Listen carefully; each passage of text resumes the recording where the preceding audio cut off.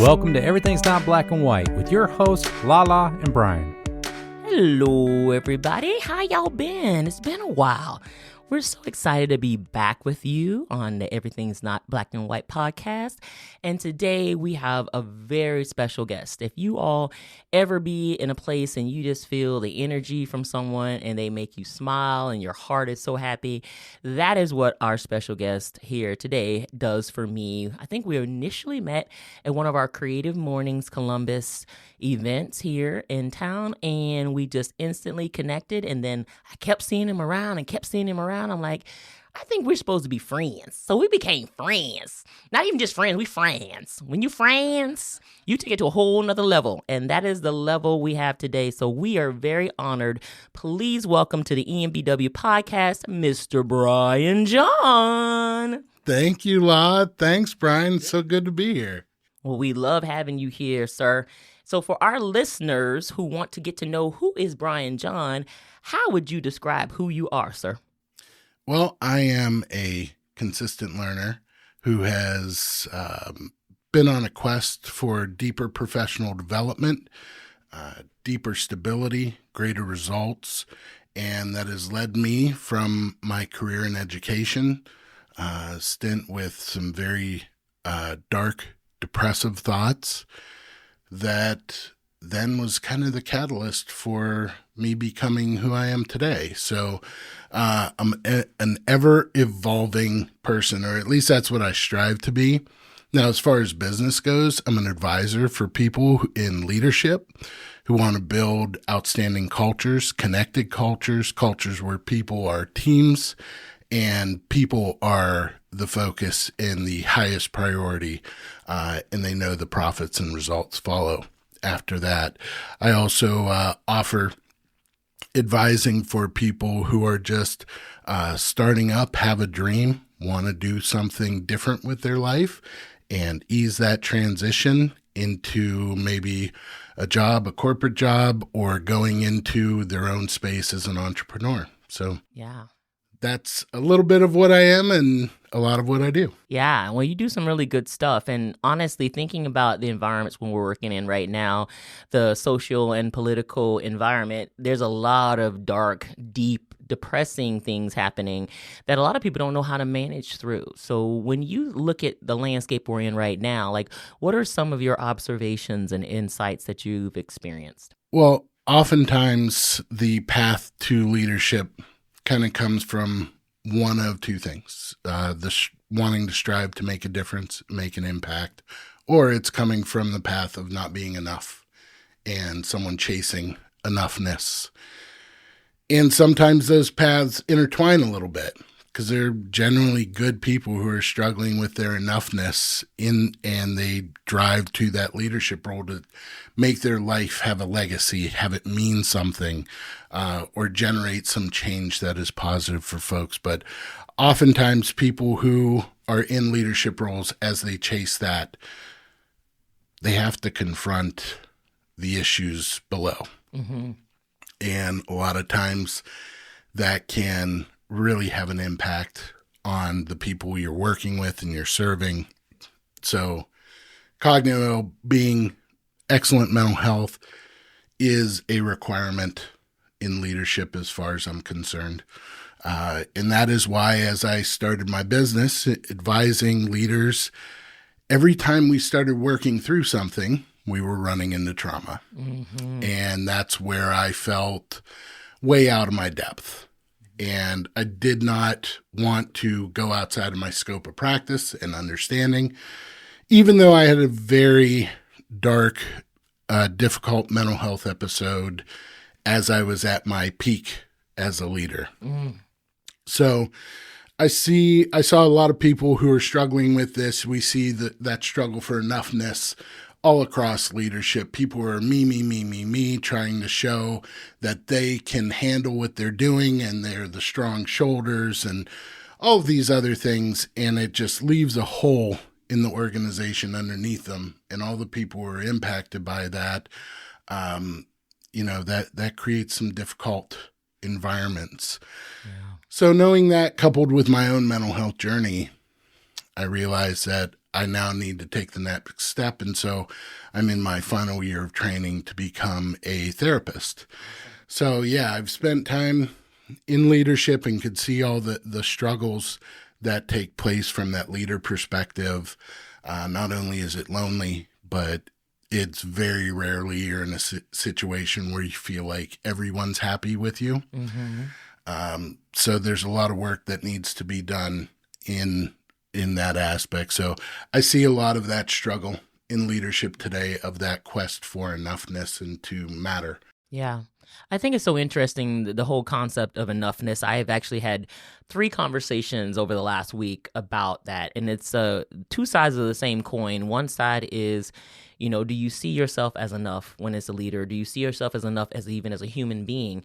And then on the other side of that coin is, when do you get to say enough is enough and you're tired of dealing with certain bullshit, right? So I think there's 2 sides of that coin that we often don't get deeper enough into to talk about, So are you seeing that people are allowing themselves to be vulnerable to really get there? Or what do you think is holding people back from accessing that within themselves? So I think specifically those who are in leadership positions, and I'm talking about formalized leadership positions, you're kind of on this hamster wheel of making sure that the people who are working under your supervision see you as strong, see you as capable.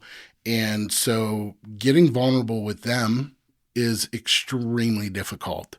But then you have a situation where maybe you have a board, maybe you have a supervisor above you, and you have to make sure that they believe that you can handle everything you got going on. There's a lot of fear that goes into our system of employment to maintain motivation, and fear is not a good motivator. At some point in time, there's going to be a breakage. And oftentimes it's the culture.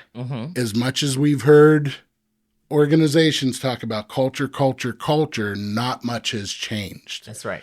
Because it's generally just words on a wall. That's right. And the leadership is not leading with the example. But to lead by example, you've got to be authentic. You've got to be yourself. And so it's that authenticity that creates vulnerability. Yes. And there's just such a clash in philosophies of what leaders used to be, what's being required of leaders now, and people are just absolutely struggling to make that transition. And again, it is impacting everyone who is under their care and leadership. And then above you, a lot of them are just trying to keep a fake wall up so that everyone thinks they're perfectly competent and capable and they won't make a mistake. Yeah. It's like the Instagram photo. You don't see all the bullshit and arguing right before the camera snapped, and it's like this pretty family picture, then they're back to arguing again, right? Yes. And I think that's what a lot of times you see in the workplace. You see this Instagram snap, you don't really see the background. And so when you're talking to me about people feeling like they have to be strong and they have to show that they know what they're doing, I think that's where we mess up as an organization, because you should be basing your leadership choices on not only a past performance, but also future potential. And I think when you go into a role, when you don't have everything on straight, you have that ability to learn.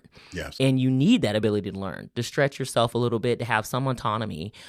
So you have to have that, I guess, safety container. So why are we not making more workplaces safe for people to be able to do that journey? Oh, that's one of the most important questions I've gotten on this topic. And I think the reason is fear. One of the things we have essentially a culture, a world that is built on fearonomics. Yes. So it's how much fear can you generate so that people will give up their autonomy, their authenticity, and in a lot of times their sovereignty. So in this economics of fear, if you will, there's going to be just that constant, why would people are profiting from it? Why would they move away from that system? Very much. So in order for a leader to truly implement a culture that is about the whole person and who they are and how they show up, and whether you want to call it holistic, whether you want to call it positive, or whether you want to call it any other catchphrase out there, it's just a warm, safe space for people to do what they do best. So in order to bridge that gap, we have to have a leader who is willing to be not just the one talking about it, but absolutely walking it. I have been in organizations, 15,000 people, where we're doing culture work and we want people to be above board and to do certain things that are the values of our organizations. But key leaders were using those things to leverage. Yep. And they weren't using them in fidelity. And I believe the biggest reason why that was taking place was those leaders were hired based on past performance. Yes. And not their capacity for empathy, not their capacity to connect, not their capacity to elevate other people around them. Right. And it goes back to that fear piece. We've got to make sure we hire someone who's perfect on day one. Which is not possible. Not possible. And actually, it's not possible on day 10,001. Right. No one's ever going to be perfect. That's right. But if we're going to make the pivot from where we are right now, we need the thing that I believe has escaped so many people in formalized leadership positions. We need courage. Yeah. Courage to talk about it, courage to walk it. Yep. Don't walk by someone because of their job title and never speak to them. Connect with them. Right. Take a moment to realize you're working with people. See the best in the people around you and hold the line. When things are not up to standard and expectation for the culture that you actually want and are willing to work for. I think a lot of leaders think, let's put a culture initiative in place, and just by putting it in place, everyone's going to fall in line if we just keep talking about it. Right. You want to start a culture initiative? I recommend every leader, and I know this is going to sound silly, watch Ted Lasso. The culture was being implemented on day one in very specific, simple, authentic actions. Yep. And that's what connects people. Yeah. You're absolutely right. And, you're like probably the 10,000th person who's talked about Ted Lasso. I don't have Apple TV, so I'm just going to have to get Apple TV and watch Ted Lasso because everyone keeps talking about it. So I love that, and we'll have to do that. One of the things that I hear you're talking about leadership and having that courage. I think that's important. But I think the other thing is a lot of workplaces, they'll put great individual contributors in leadership roles because they could produce as an individual, but they don't necessarily have the team building, people leader skills, but they get put in there. And they're not allowed to fail, especially if you put other marginalized identities on that leader. And so then how can you become your best self when you literally don't even know how to do that, right? We don't do enough. I've not seen leadership development where somebody does a before you join, a during when you become the leader, and then a post afterwards. So I see leadership development as an initial first leader, a 3-year journey, because you got to get them ready. Then you got to let them do it, and then you got to help assess them after they do it so they can keep doing it well. So why do you think we don't put enough training and emphasis on getting these leaders ready before they hit the ground so that they know they can be successful? I think the first thing is the desire for speed. Oftentimes we're hiring what many people will say is the logical person to hire, but the reality is it's the most convenient person to hire. Yeah. And so here's someone who did very well in a role. We're going to elevate them to this role, and we're over and done with it. And we're on to all of the things that we are doing. And I think that goes to the extreme, excessive concept of let's just keep cramming multiple jobs into single job. So a leader who needs to hire is now doing far more than they need to do because we're more worried about efficiency than capacity. Right. We're more worried about profits as opposed to effectiveness. Right. And in the long term, efficiency does not outrank capacity. That's right.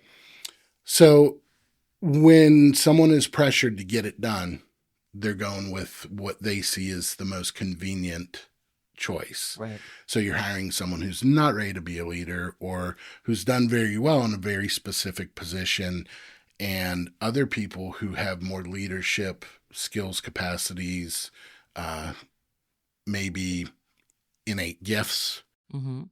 We're not spending time developing them. We're overlooking them because in the job they're in, they're probably okay or good, but they're not, cranking out as much as other people do. So I just think our matrix in assessment of what makes a good leader is way off. Yeah, I agree. There's a great little video on YouTube that Simon Sinek, who I absolutely adore, talks about, and he talks about his journey with the Navy SEALs that talked about trust and ability as a part of what they look at for leaders. It's like, I might trust you with my life, but do I trust you with my money and my wife? And that's the kind of thing they say about SEALs. But they said if somebody has high potential and low trust, they don't want that person. But everybody wants a high potential, high trust person. But what happens is that if you have a medium potential, high trust, they'd rather have that than a high potential, low trust person. And so when you think about what you're talking about in terms of them being ready to be a leader, we put toxic leaders in positions of power, and we continue to reward them for that. So we don't ever have the right matrix, I think, when it comes to leadership, that it's not just what you do, it's also how you do it. Which, again, to those beautiful values that companies have that are lovely platitudes on a wall that they just put up there, but they're not really measuring their leaders by how are you doing this? Yes. So when do we get past that? How do we get past the check the box type style of leadership and workforce to get to this, what I would call maybe the nirvana you're speaking of, when people have that cognitive well-being to make those good choices and to bring people along with them? Well, I think in any situation, it's going to be organization specific. And it's going to oftentimes comes down to who's actually making decisions. Is this going to a nebulous board who, their strict focus is what's the profit? Is this going to, a group of individuals who have built this company from the ground up? So I think you're dealing with a lot of different perspectives there. As far as how do we make the pivot, I think the pivot starts with that mental well-being piece. It is very much so a sticky wicket because you're trying to gain someone's emotional and mental capacity, which in some cases is going to be protected information. Sure. But I think it's more the focus on talking about the relationships and the people that they work with and seeing how they respond in situations and spending the time to observe that.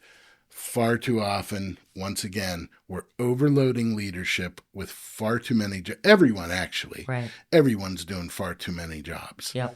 And their ability to actually be present in a situation, to assess the energy of the situation, to see how people interact, as opposed to the 5 minutes they may cross paths, is a critical piece. And that's why I will, to this day, and have always considered, if leadership is not in the trenches, it doesn't mean you have to do the same jobs, but if they're not there, knowing what you're experiencing, knowing what people are feeling like, they're not going to have a successful culture. And in the end, profits will go down. They will. Results will tank. That's right. You will lose people left and right Yep. to other more healthy organizations.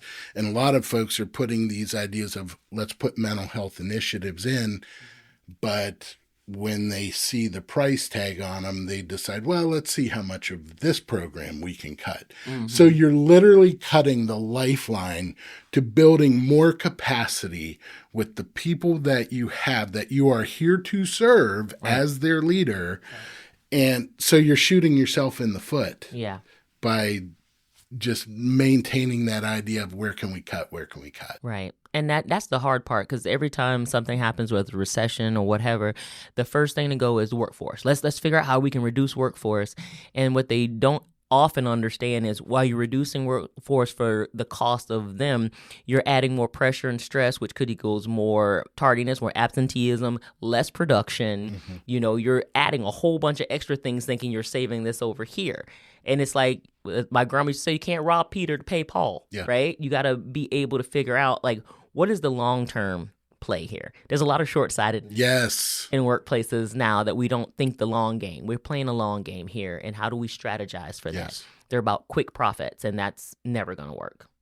I would challenge any Fortune 100 CEO, let alone any, regular business, small business CEO.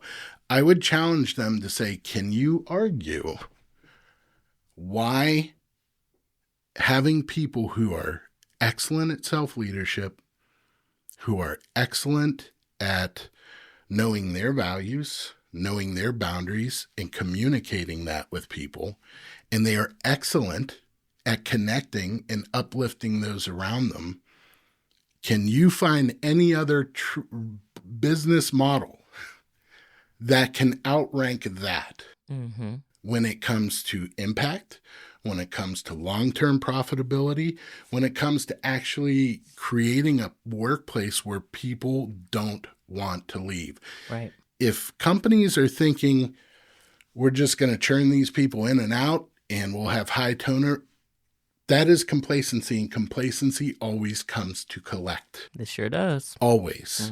And so in the end, building these cultures that may be for the long game and may create greater investment is going to essentially create a destination, company, organization where people are dreaming that they want to come work for you someday. Yeah, I love that. One of the things I often say when I'm talking to clients or in any kind of presentation, I say nobody ever wants things done to them. They want things done with them. And if you have that mindset of how can we co-create this experience for you? How can we co-create this productivity, this job, this service, this product, all of those things, and thinking that takes some pressure to me off of the leader because you don't have to have all the answers. Yes. But with your team, you can have all the answers that you need because you got to have everybody's perspectives in all of that to make it work, for sure. Yes. So when you say cognitive well-being, and I think about that maybe in a multitude of ways, what does that look like not only for the leader you're working with, but for the organization that they are working with? So when you're thinking about cognitive well-being in the workplace, and whether for whoever it's for, we're talking about people who are functioning at excellent levels, who are able to make great decisions, who are able to see better perspectives, who are able to be healthy enough so that, one, they can show up to work, two, that they could perform at near peak or peak levels, and three, they have an organization where they feel actually cares about them. And when someone feels you care about them, they go the extra mile. Absolutely. And they're in a better space to touch other people's lives. That's right. And uplift those. That's right. So in instituting cognitive well-being focus in the workplace is really going to be about three pillars that I talk about. And that's number one, it's self-leadership. And that's where we start to build the capacity, is we start to allow people to see themselves like they all have a leadership role in the company. And we are all leaders. There's formalized leadership roles that people get hired into, but we are all in leadership roles. Some of us just don't know who's following and who's watching. True. So it's about building those tenets of self-leadership. The second piece is making sure people know that voice that runs off of fear is not their voice. And we need to begin to have places where the external voices help us to deal with the internal voices and that critical voice. I often talk about that Phil Stutz, who's a psychiatrist out in California, he coined the term Part X. And what he said is that critical voice is not you. It is the collective of all the negative voices and negative conditioning you've received throughout your life. So when you're hearing your internal talk, which is very difficult to become aware of when you're doing multiple jobs and you have all kinds of different roles you're playing at home, and societal, as well as any other pressure Yep. that this world generates for you, it's very difficult to become aware of what you're saying to yourself. But when you do become aware, if you just take the standpoint of how would I respond to this voice if it was saying this to one of my loved ones? Yeah. And, when you start to think of it that way, when you take yourself out of it and someone who you truly care and put them, it'll change the way that you work with that voice. You don't have to be in combat with it, Right. but you do have to guide it and tell it what its boundaries are. Right. And to enforce those. So if we're helping people in the workplace develop self-leadership, if we're helping people in the workplace, in any place in general, helping them override that critical voice, and then getting into that last tenet, which is just about connecting with other people. Be curious about the people that you work with, regardless of what their role. See their value as a human being, the infinite value of who we are. I mean, we are comprised of the dust of stars. Mm-hmm. That is righteous. That's pretty cool. And so when you think about that, like the people around you aren't just people doing jobs. They're not just a job. They're an infinite value being who you get to share time with here. I love it. And being able to connect with them. I mean, the converse is I've known leaders who walk by people every day, don't say a word. Mm-hmm. And eventually, all those initiatives they want to do, everyone down below in the lower floors, they're not going with it. They don't believe you. Nope. So your actions speak greatly, but you don't just connect with people for that. You connect with people because of their infinite value and see them who they are. And all of these things for a leader, I think it should be a requirement. They say a therapist, you should have your own therapist. Leaders should always have their own therapist. Mm-hmm. So just in general, I think if we build cultures where we're helping people develop self-leadership, we're helping them override those critical voices, and we're providing support and that acceptance of who they are, and building that kindness. And then the third piece, just making sure we're connecting with each other, uplifting each other. Mm-hmm. Everyone likes to talk about team when it's the company wants you to do something. Right. But this is the time now the company needs to really become a part of the team. I love that. I mean, that is spot on, Brian. It gets me excited even hearing about that. One of the sayings I always say a lot is that we're human beings, not human doings. Mm-hmm. The value is us just being human, right? And we have to start looking at each other like that a whole lot more. Yeah. That's amazing. That's powerful. So, Brian, if somebody comes to you and they're saying, I want to really practice cognitive well-being, but I don't feel safe where I am, and out of whatever necessity for their family life, they have to stay there, how would you advise them to take steps forward? If it's a comfort level to them, I would definitely say reach out to me, and we could set up, I do concierge coaching for folks who are looking to better their cognitive well-being. And so we can have coaching sessions. I always do a free consultation to start. But that's one aspect they could do. If they are bent very much on trying to deal with it themselves, there's a strategy that really was a pivot point in my life, and it happened so accidentally, but I was in a very dark place mentally, and I had two friends talk about this concept of word of the year. And it's the idea that we get rid of New Year resolution and we just focus on a word. And I wasn't prescriptive about this before, but I am now. That first word should be kindness. Because as we focus on bringing more kindness in the world, your thoughts, cognitive behavioral therapy talks about when your thoughts begin to take hold in a positive direction, it influences your behaviors. Mm-hmm. It influences, your feelings. Mm-hmm. And so I started with the word kindness, and I was just trying to make things kinder for other people. And I started talking kinder to myself. I love that. So if that would be a fit for them to touch base with me and we can connect and do a coaching program together, absolutely. But if it's something they have to deal with on their own, tell them word of the year, choose kindness for the next 364 days and lock in with that. There's a lot of people to stay away from, but I would encourage them to read more inspirational, uplifting things as opposed to self-help. Definitely Alchemist is my all-time favorite book, The Four Agreements.